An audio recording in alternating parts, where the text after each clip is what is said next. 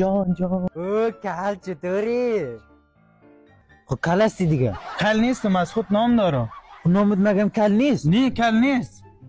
کلگی کل میگه، من هم کل گفتم دیگه. کل نگو، نامم حبیبالله است.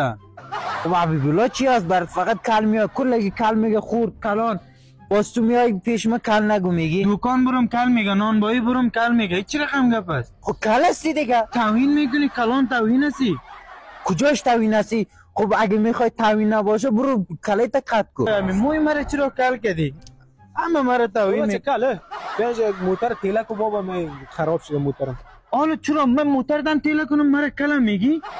چیزی کله سی گو بدر کل میگه مردم کچل چیز. حالا تنها تو مانده بودی، همین موتر غرابی تمام تیله کنم باز کلم میگی. بیا گپ زیاد نگو، تیله کو. تیله نمیکنم. چرا کل میگی؟ توهین هر جای بگو کل میگن. باشه یک اصل بخورم امروز.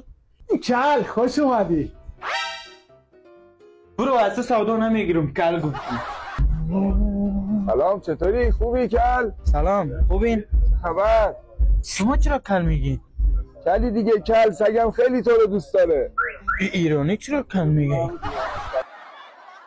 سلام کاکا، اصل داری؟ اصلا داریم آقا کل.